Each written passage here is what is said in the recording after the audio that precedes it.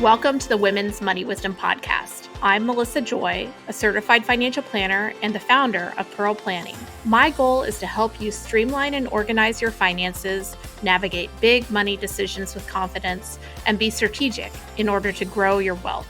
As a woman, you work hard for your money, and I'm here to help you make the most of it. Now, let's get into the show. Just a quick note before we dive in. The information that we share is meant to educate and inspire, not serve as personalized financial advice. Everyone's situation is unique, so be sure to consult with your own financial professional for guidance that fits your life. And just so you know, the opinions shared in this podcast are my own and those of my guest, and they don't necessarily represent those of any organizations that I'm affiliated with. For more important disclosures, please go to our webpage at pearlplan.com. Now, let's get started. Welcome back to the Women's Money Wisdom Podcast. We've got a special episode today. I don't know that you guys know this because it just snuck up on me, but it is the 5th anniversary this month, this week, of the launch of the podcast. Also, I turned 50 years old yesterday as of the publication of this podcast. So I'm going to call this a birthday episode. I think it's a gift to all of us. I have a rock star guest, Morgan Wider. She is a coach and expert on executive presence. She's the founder of Wider Style, and she transforms how leaders show up at work. Morgan is also the author of The Worthy Wardrobe, Your Guide to Style, Shopping, and Soul. And I think you're going to be blown away by this episode. Morgan, welcome to the podcast. Thank you, and happy birthday and happy anniversary, Melissa. I'm so honored. I know. What's some great milestones. Thank you for having me. Lots of fives in there. And I thought about that. Yeah. When we talked about doing an episode, and I wanted to save something special for this particular week, I just felt like what we're going to talk about today is about so much more than fashion and style. It's about your identity. It's about your space in the world. It's about who you want to be and how you can feel comfortable in your own skin. And I don't know, that really matters to me. It's made a difference for me as I've embraced my authentic self. And I hope for our listeners, they feel permission to explore this topic more. So I'm so excited to go deep with you, and thank you again for having me and creating this space for us to have this real conversation. Well, first of all, let's talk about what you do, because you're sitting with the best background we've ever had on the podcast. Thank you. Look at that closet. Yes, your office. This is my office, closet, meditation room, dressing room. Yes, it is my she shed that I love to come in here and get inspired, dress myself, and have conversations with people. Well, you help people represent themselves. Tell me a little bit about what you do and what inspired you to do the work you do. Sure. So the technical title that I've created for myself is an executive stylist. I like working with professionals on essentially, Melissa, how do you take the inside of you and accurately reflect it on the outside with your wardrobe, your hair, and how you present yourself. I'm so fortunate that I've gotten to do this work with women and men of all different professional levels. I've gotten to speak at all different types of companies and colleges, all with the goal of showing up as your most authentic self. Like, this is absolutely deeper than clothing. It is really about how you can feel your best no matter what the occasion, no matter what room you're walking into. Well, I think about my personal history. I still remember clothes that I wore as a child. I remember certain days wearing certain things that made me feel good and represented myself. I loved to shop as a child. And I feel like earlier in my career, especially because like signaling tells you when you're younger, you kind of need to I work in the financial field with a lot of what I would call penguins. Think of the like black and navy suits, and you need to be a penguin to be appreciated or rewarded. And I've spent a lot of the last 5 or 10 years trying to figure out how to more authentically be who I am. Some of that comes permission with age, I'd say, speaking of milestone birthdays, but also I think that I feel more able to be successful and able to telegraph and represent what me and the work that my company Pearl Planning does when we can more just be more real. Um, and you describe some of those same journeys in your book, which this book is like you said, people say it's really readable, and that like is a huge compliment. I really love it. It's just got Thank great you. ideas and a lot packed into Thank a you. little volume. So, Melissa, you said so much there. And one of the things that I think about for myself and a lot of the women I've worked with in the professional spaces is something that I've called the hero's journey. mm, And it is often where we have been told at the beginning of our careers that the only way to succeed is to look like everyone else, play the game, play the rules. And I want to tell you a quick story about a woman that I often talk about. And she was when she was in college at a historically black university, Florida A&M, she was in engineering and her refrigeration engineering to be specific. And her professor said, in order to be successful, when you go out into the workplace, you're going to be the only woman and only person of color. So you need to look and act and dress like as much like your white male counterparts as possible. And she, being the good student that she was, she did that. She slowly moved up the ranks to middle manager, and she wore this uniform of blue shirts, black pants. And then when she got to middle manager role, she started getting invited to social parties. And she told me in this interview when I was writing my book, she said, this is when I started to wear my real clothes. I'm like, what do you mean? Like, what are your real clothes? And she says, I love bright colors. I would wear these gold high heels. I have my hair natural. And when I go to these parties, everyone would say, oh my gosh, you're so funny. I had no idea you're so funny. And it clicked for her that when she was wearing that uniform of playing small, she wasn't being herself. And they actually liked her more when she was her most authentic self in the clothes that she loved. And actually, she said that after a few months of doing these social events, her newfound mentor told her, an old white guy, when she was getting up for her performance review, come as yourself. We now know who you really are, and we can take you as you really are, because before we thought you were hiding and lying to us. And it was almost like this shift for her of like, as much as I wanted to get into the good old boys club and I thought I had to act like a good old boy, the good old boys knew that I wasn't a good old boy. So why would they trust me if I were trying to play like them? And when I finally became myself, that is when I reached the top. And that's, I think, for so many of us, waiting until we have that measure of success to be ourselves is so detrimental to our psyche, our confidence, and it sends a bad message to those women who are coming after us that they have to do the same thing. So I'm always about, how can you be authentic and be appropriate from the start of your career or as soon as possible, like today, and not waste time waiting until this mythical successful point to be yourself. oh, that's so interesting because I think about her. What if she did kind of get the invitation into the room without her true self being represented? How restricting and uncomfortable would that be for her day in, day out? Yeah. Absolutely. And so many, a lot of women leave those environments like finance and engineering because they feel like they can't be themselves. And even in your case of being like the penguin doesn't help you stand out and build your business. Like, it's actually like, if you look like everyone else, no one is going to notice you. So it is this ironic lie that we've been told of success comes from blending in and playing small. But as a business owner and as a professional, your goal is to get noticed. It is to build a brand that stands out from everybody else. How can you do that if you're not being yourself in how you dress and show up?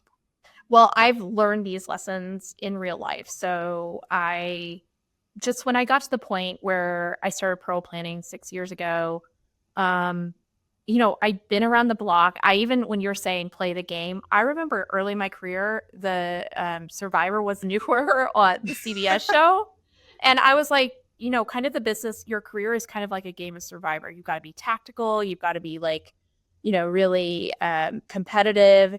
And, that's a tough place to be where you feel like work is a competition versus some place where you can be rewarded for your contribution.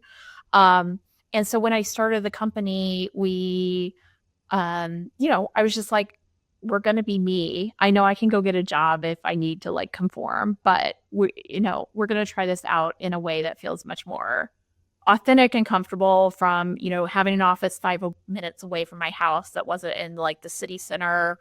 If you look at our website, we're an all female team and people often are like, oh, well, it's so great that you're working with only women clients. It's like, what part of being female employees means that we are excluding men from being clientele. We love the men that we work with.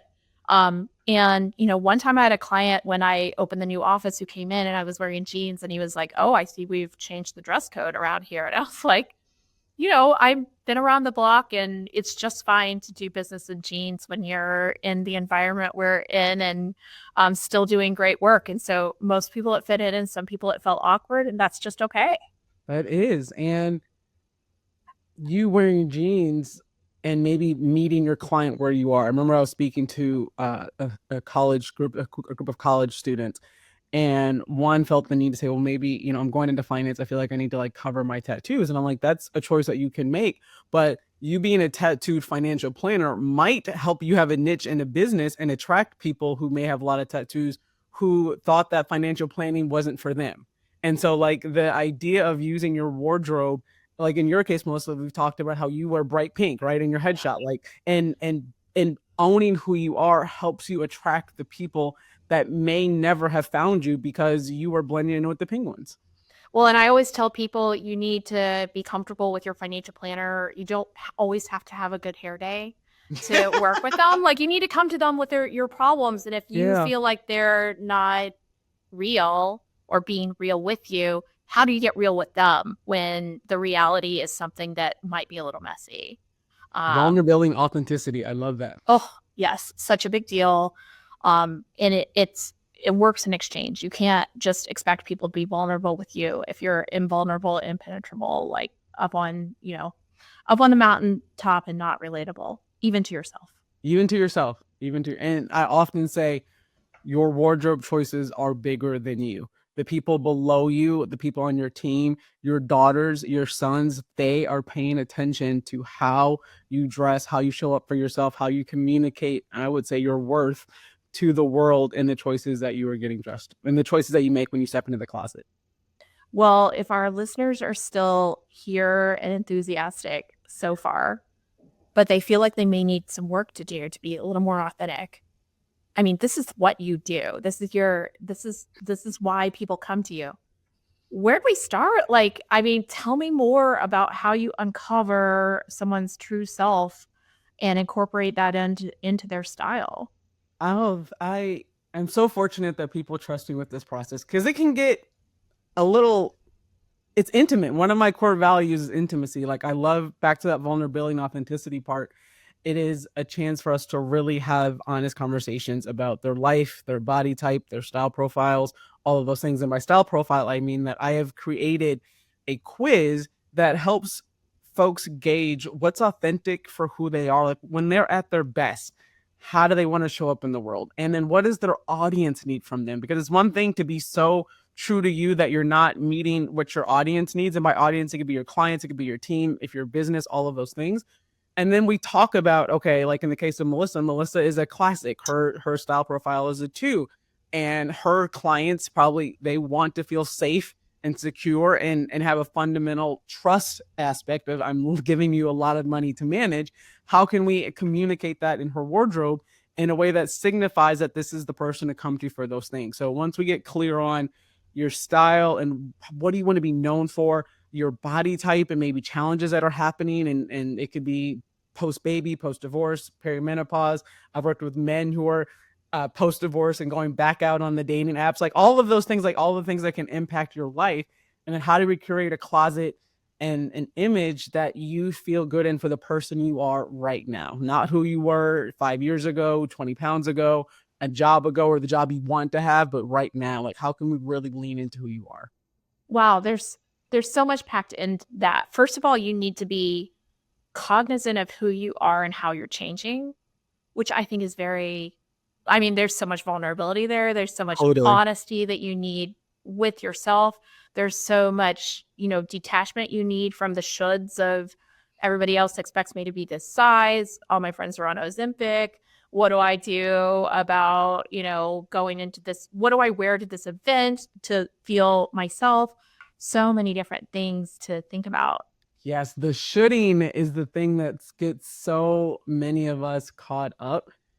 It's actually why in my sessions I don't want to sound like a dictator per se, but I really don't let anyone else in my client's life join us in our sessions, because other people, some people can have a vested interest in you not changing and you not, Huh. right? Like, and so if it could be your spouse or your partner or your sister or your mother, even your daughter. Like I've had sometimes, like I have to tell when I'm in a closet, like, hey, like your teenage daughter, she may want you to get rid of those clothes for her own selfish reasons, right? Like, how to think about these things. But this is really a personal journey, and we can't dress for everyone else. Like, and I know I talked about what's authentic and appropriate for the audience, but it's also balancing what's authentic and excitable for you. And so when you have all of these other voices in your head and people who may not want you to change, they may not want you to invest in yourself, that can be very, very limiting. So again, it's your job to filter out the noise, and I just get to be a guide to help you find the things that make you feel good about yourself. Wow, that is so powerful. I think about um, other examples, like it's not just how you present yourself in career, but do you feel comfortable being who you are or who you want, how you want to present yourself? Like, is there a uniform in town where you can't go over or under, level of pulled together and things like that when it's nights and weekends and stuff like that? I one of my best friends tells me this: ABC, always be closing. If you are a professional, if you are a business owner, you never know when your next opportunity could come from, right? And so I'm not saying that everyone needs to be fully dressed up in high heels and full glam at the grocery store, but I remember when I was single living in San Francisco, and San Francisco is inherently casual, right? And in my job, I was working at headquarters of the Gap, so I pretty much, and I wasn't confident in who I was, so I would pretty much wear baggy jeans and a white t-shirt every day. And I was going out with one of my girlfriends, and I was like, oh, I'll just wear like my normal uniform. She says, you never know when you might meet your destiny. And that changed how I viewed getting dressed, because you never know what could happen when you walk off the door. And yes, clothes are to help signify other people to come and talk to you and attract you, but it also signifies how I felt about myself. And the better I felt, the more confidence I radiated, and the better things that I attract. Well, I think this all goes, I feel like we're at a moment in time, maybe it's just generationally for Gen X and millennial women who are many of our listeners, where I want you, whether it's your work on financial planning, your work on your sense of style, your sense of, which is inherently your sense of self, Mhm. at least for many of us, if you just say, I don't care about that, it doesn't matter. Hey, I'm here for you, and that's great. And that's a representation of yourself as well. But I feel like in a day and age where things feel uncertain, things feel challenging, you may feel threatened based on your essence of identity, or just all those shoulds of you should be here by now. This is where you should, Mm. what your career should look like. Why doesn't your family look like this or that? Where there is so much power in knowing who you are, whether it's what matters to you financially or how you are comfortable, kind of packaging yourself. That makes a difference because that's something you can control. Absolutely. Absolutely. You would not be crazy right now in the times that we're living in to choose to opt out, to go into hiding, to keep your head down, to play it safe. That is a perfectly understandable, natural reaction to the essentially the uncertainty that we are living in right now. I would encourage, and I'm talking to you listeners and you, Melissa, as I'm talking to myself, of the power of showing up for yourself. And in my case, getting dressed each day is, like you mentioned, the thing that I can control. It motivates me to keep going and keep working, and keep, and not all hope is lost. I think that it is for me as simple as, and I work out of this office that I'm in right now most days. It is as simple as taking a shower and changing out of my pajamas to actually even like my work sweatpants. Like even that simple, like I have my cute work sweats, like the little sets that I buy that I feel good in. And even that is a signal of it's work time, it's go time. It's, you can't, I don't get to wallow in uncertainty and pity in my work pants. Like I can do that in my pajamas, but I can't do that in work clothes. And that separation of mindset is something that is it's powerful for me. And I think that it's important for all of us, whether we're talking about in your emotions and how you feel, but also again in the spaces that we are in, to be the change we want to see, to show up as your best self, to inspire other people to do that. In the case of all of the different initiatives that we've used to have in place that encourage diversity and inclusion and standing out, and if those fundamental structures go away, you being your authentic self is still part of changing the tide and changing the narrative. Yes. I mean, representing yourself in any room that you walk in, this will be out in the world, both on audio and YouTube. Like that is, to me, it's honoring our forebears who, for us women who really spoke out and asked for more, asked for a different, asked for a different pathway. So yeah. Totally. When I was writing my book, I interviewed over 70 women, and one woman who I interviewed, I met previously when I did some work with Mercedes-Benz. And she was telling me that in the car industry, this was when she first started out. She was telling me that all of us women wore, she said we'd go get to Brooks Brothers and get the little, like sometimes the boy version of the men's suits. Yeah, the tailored. Yep. The tailored suits, right? And I said to her, I'll never forget this. Terry, I was like, well, what did the women in leadership wear? Like, why were you always wearing men's suits? And she said, Morgan, there were no women in leadership. And this is a woman who is maybe 20 years my senior, maybe. And again, I wrote this when I was 30, guys, so give me some grace, but it didn't click for me how recent memory it is that we did not see women in leadership to model what feminine leadership looks like. And so now Terry is a total powerhouse in the business, and she wears beautiful clothes, and it's rooted in the fact that she had to be the change that she didn't get to see when she started off in her career. Well, if we have time for a brief anecdote, I can remember in the early 2000s, I was much younger, but I had really great connections with some powerhouse trailblazers, female financial advisors. We would attend a conference every year, and I looked back and said, there's never been a female keynote in this conference I've attended. I've been there more than 10 years. And Morgan, you're one of those people nowadays, right? That you're getting up and speaking at those types of events. But I got together with other people who cared about this, and two of us approached the executive who kind of organized the conference, and he said, well, we've tried, there just aren't any. And when we really laid down the challenge of no, seriously, that can't be the case. It took that ask, and that wasn't DEI. That was just common sense and personal appeal, right? And so I do think that power to ask for more, to take up space in the room, and that's just, that is your personal privilege for the power and what you've earned for our rock star listeners.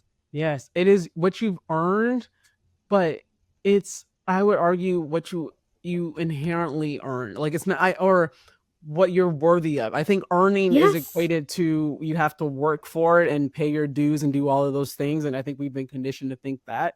But I would argue, and that's where the title of the book came of The Worthy Wardrobe, is you're already worthy to show up as yourself. There's nothing wrong with you, whatever size you are, whatever race you are, whatever mistakes you've made. You are worthy to show up in any room and feel good about yourself.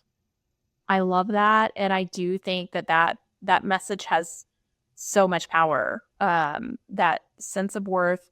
Also, when you walk in and are comfortable and are not demanding, you're just, you're giving and getting worth. If that makes sense. Absolutely. The payback is unexpected and appropriate. Amen. You do not get dinged when you do this the right way. Love that. You're right.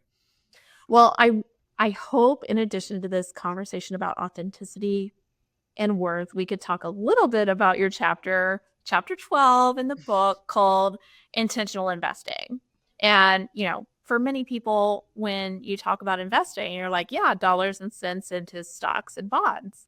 Not in my world. Not in my But in your world, and I would agree, there are investments when it comes to style and fashion. And there's certain things that we've had another episode kind of on sustainable fashion, which I'll make sure to include in show notes with Marcy Green. But let's talk about, kind of your style guide for what it's worth to spend money on and where you could save it. Yes. So my background was in corporate retail, and I worked with a lot of the mainstream brands. I'm fortunate to get to work with the companies like the Gap and Banana Republic. So I was not in the Devil Wear Prada world, and I say that because I want this to be relatable to everyone. Like, we all don't have unlimited budgets when we're shopping and building a wardrobe. So I want people to think about what are the areas that I call splurging, which doesn't mean they have to be designer or, break the bank, but that's where you really invest intentionally. And then the save things were the things that, like, I wouldn't spend a lot of money on. And Melissa, I can go by a couple of categories if we like to. Sure. Sure. Okay. It's in your hands. So you give It's us in my hands. the 5-minute kickstart to the longer chapter. I would say that when you're thinking about intentional investing, I want you to overall think about the things that are going to get the most use, the workhorses of your wardrobe. So, for example, I tell people invest in quality blazers, and it doesn't mean black boring blazers. It can be a really well made. If you're watching this in video, an orange blazer or a pink suit I have back there, or cobalt blue. Invest in well-made blazers and pants. Save on blouses, skirts, and most dresses, because those skirts you're not going to wear as often as a great pair of pants. Pants and blazers take more make. Like, you need someone to know what they're doing when they're making a good pair of pants or a well-made blazer. I love pleated skirts. The fabric isn't as good of a quality as it needs to be in a good pair of pants. Usually the fit isn't as important because it's just a triangle shape, right? Like, so they're the things I think about. When you're thinking about investing, think about the workhorses that you love and that you're going to wear multiple times, and then not spend a ton. And by not spend a ton, I really mean, like, I was with a client last week, and here in Atlanta, there's one of my favorite areas has a TJ Maxx, a Nordstrom Rack, a Bloomingdale's outlet, and a Saks outlet. And we did her entire, she's a global executive HR, and we did most of her wardrobe rebuilding out of those stores. And we spent money on some beautiful tweed blazers. We did not spend a lot of money on the Calvin Klein dresses that you can get at Marshall's and TJ Maxx for like $24.99. We bought a lot of those. We did not spend a lot of money on her blouses, but we made sure that those pants and those blazers were looking impeccable. And we also budgeted in alterations. So even if you buy something that is relatively on the cheap side, you go get it tailored and altered for you, you're going to look like $1,000,000. That's so those a are kind of pause, the like general, budgeting your alterations. I've never heard that, and that makes a ton of sense. Like, ton of sense, yeah. right? Like, and it goes back to thinking about your body's not the problem. The clothes just might not fit you well. And so if you have to go up a size, don't let that get in your head. Just add the extra $25, $30 to go get it altered, and you look way more expensive than you normally would. I will also say, this is one of my, because I used to work in accessories, my biggest thing for you to invest versus save is invest in well-made shoes. There's nothing wrong with spending $400, $500 on a pair of pumps. Like, if it's a Jimmy Choo pump that I would, like, for me, my bases are nude and leopard. I wouldn't invest in a black pump, but if you wear a lot of black, go ahead. Invest in shoes that are comfortable on your feet. Take care of them. I have a shoe guy that I go see regularly to, like, adjust my heel length, all of those things. How do you find that guy? Like, what is he listed under? He is listed under leather or shoe repair. Okay. My guy's actually, his title of his store is Classic Leather and Shoe Repair. So, like, that is but he is. I've actually had him on a guest to some of my classwork because I tell women he can cut my heels down if they're too high. He stretches the front of my pumps out. He can do a lot of things with the well-made shoe. So invest in quality shoes.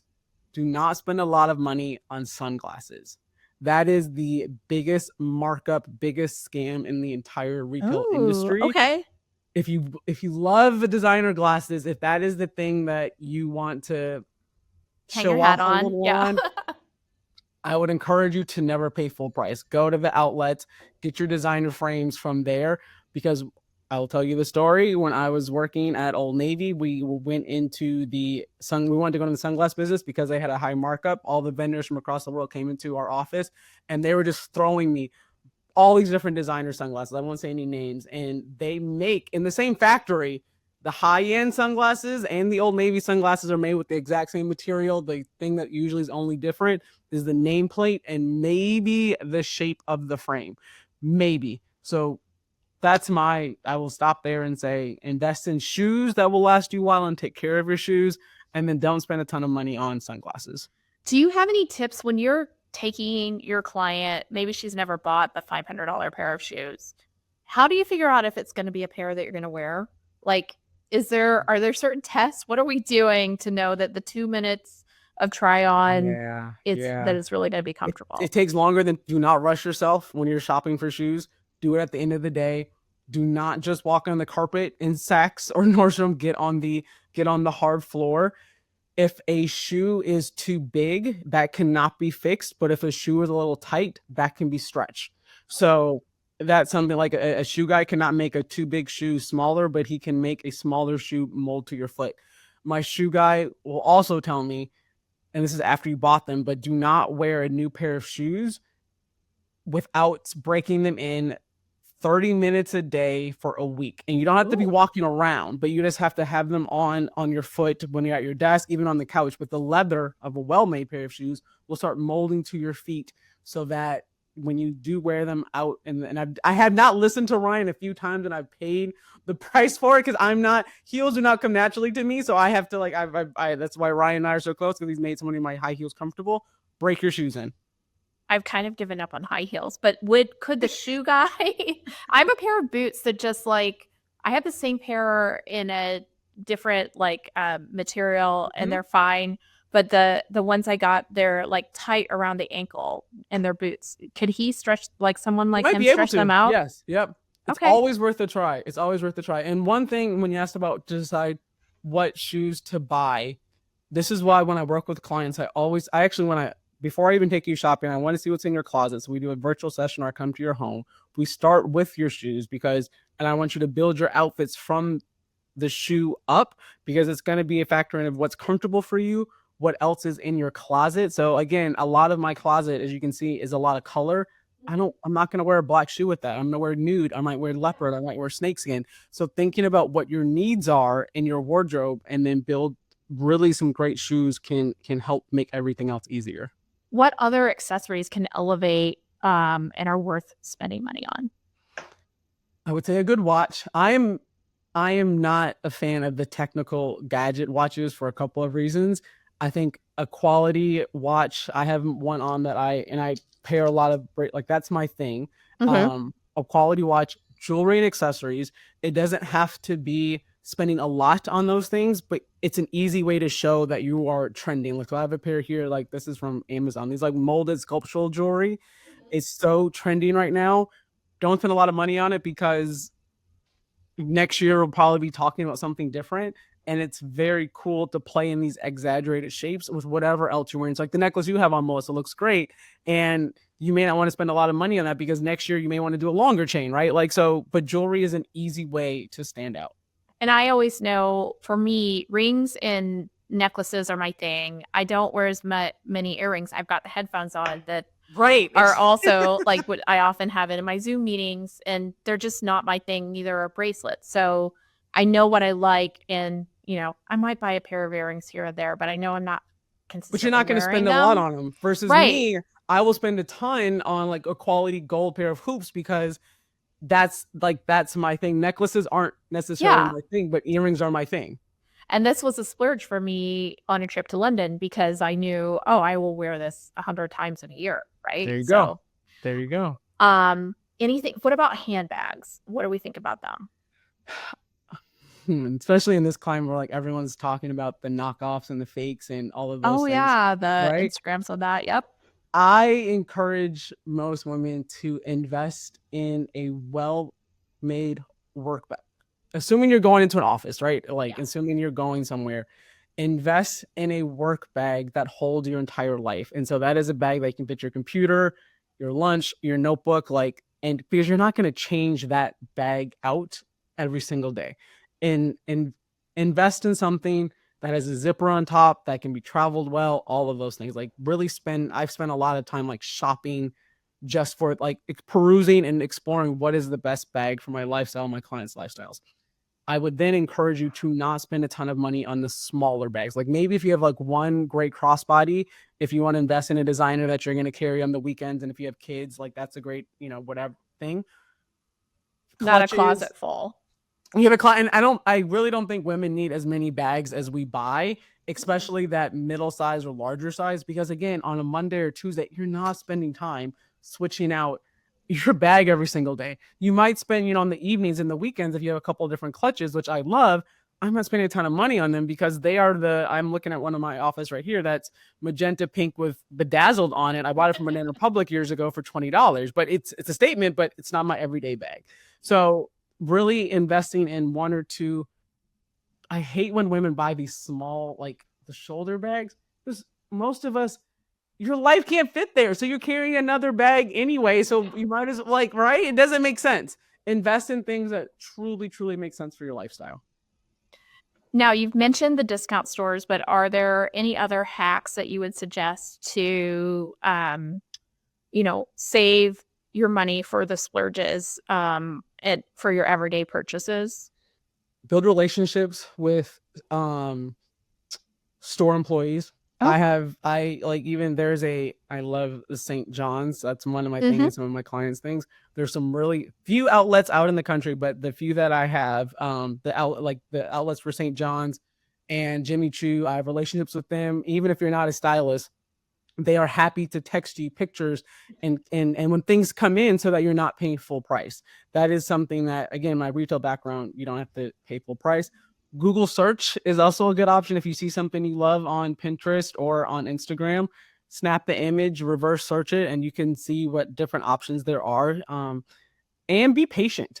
I think it's really easy to impulse buy, or especially if you are, I will say this, if you have an event coming up, like a wedding or a gala, do not wait until the week of or the day of to shop for that. If you're shopping for Christmas presents, or if you're shopping for someone else, go into that area where there's no pressure, so you can find a good deal on clearance and then have time to alter it, where you're not pressed to buy something full price instantly or out of desperation mode. So take your time and don't buy things impulsively or last minute. I love it. Well, thank you for the investing advice. Thank you for indulging me and getting to talk the brass tacks of that stuff. I love that. Thank you, Melissa.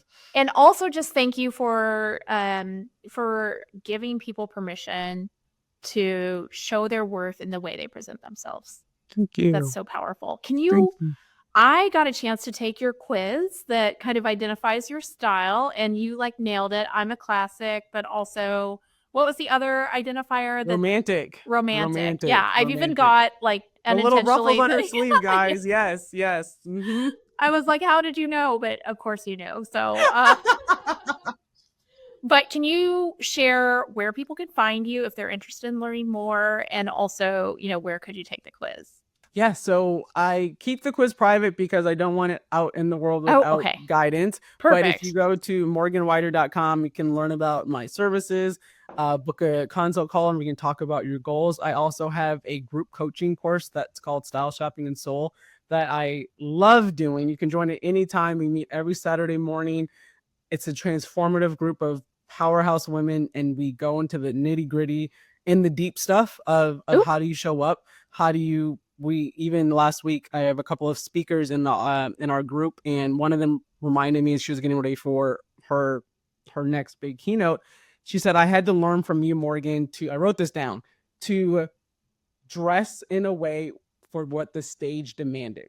Thinking about what the stage demands of your life. And so I say that to say, I love the power of women together, and we have conversations about what our work that we do. So if you go to morganwider.com, you'll learn about individual ways of working with me, booking me for your company to come and speak, or my online course. That's amazing. I love the work that you're doing, Morgan. I'm so appreciative that you've been willing to be a guest on the podcast.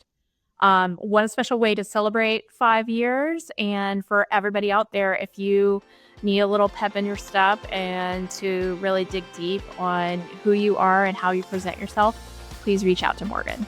Thank you, Melissa, for having me. Congratulations on these big milestones of 50 and 5 years. That's incredible. Thank you.